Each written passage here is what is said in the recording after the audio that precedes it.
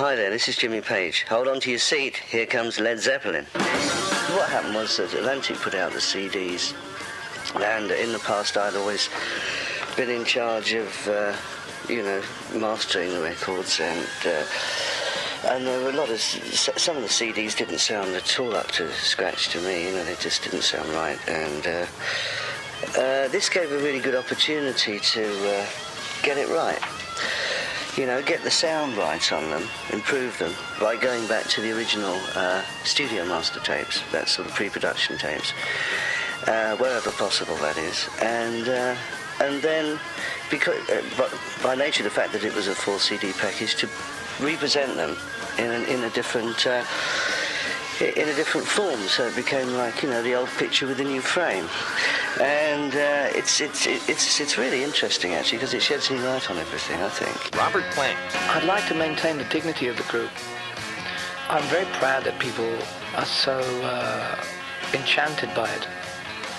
And I think the way that it is now is that whatever it was that people loved is not going to be spoiled. And I think the fact that Led Zeppelin was bold and brave and chaotic and honest in a very loose framework.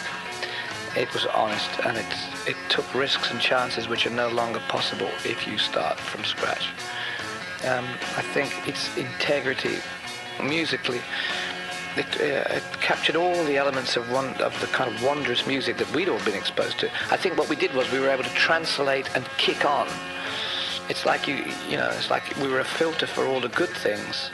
We filtered it and we begged, borrowed and stole, and we made something that was particularly original, by which a lot of other music has been measured. John Paul Jones.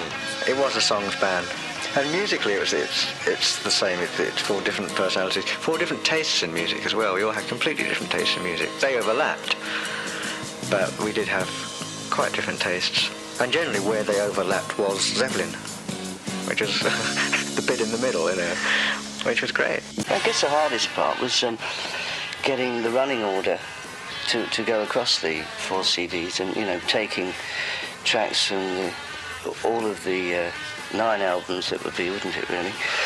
And interlacing them and make getting them to all feel comfortable and being comfortable with them myself, Because of the volume of work that we had, it gave you good scope to be able to do that and to place them in different order and give a new perspective to things.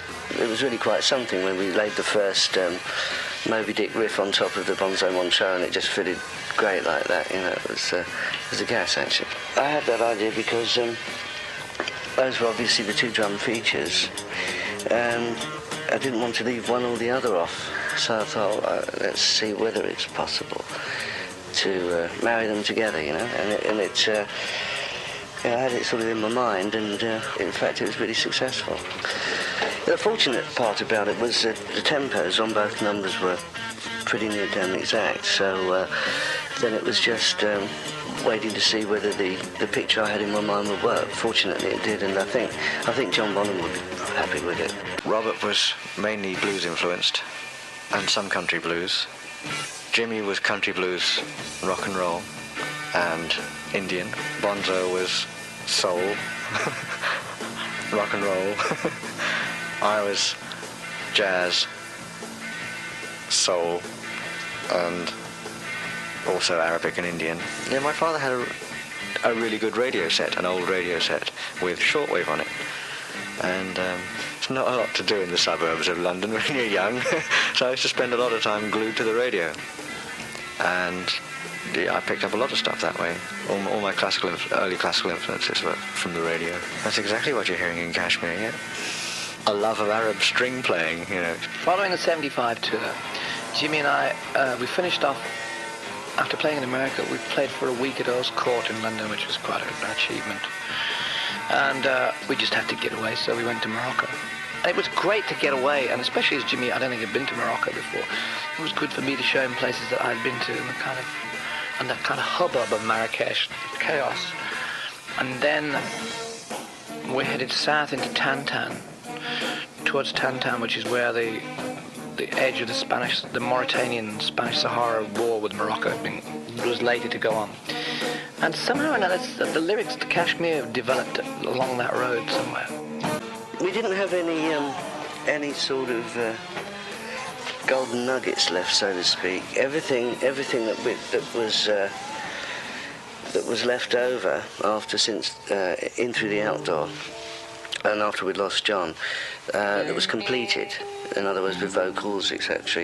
And maybe they needed a remix or whatever, but they came out on Coda, and that was in light of the fact that there have been so many bootlegs out. Countless more now, as we all know, but at that time, so many bootlegs out of live performances, and we thought, well, it would be, a good idea just to put those things out then. So, in fact, they went out on Coda as opposed to coming out on this. So, in fact, there wasn't any studio material left. So, as these things had sort of surfaced and been played apparently on radio stations over there, we thought we'd include them. We had Travelling Riverside Blues, which had been recorded for the BBC many years back, 69, 70, and it actually sort of surfaced. It surfaced during the last tour that I did.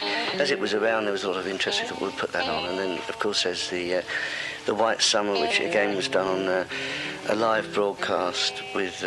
Well, we did a whole set at that point, but we just included that one.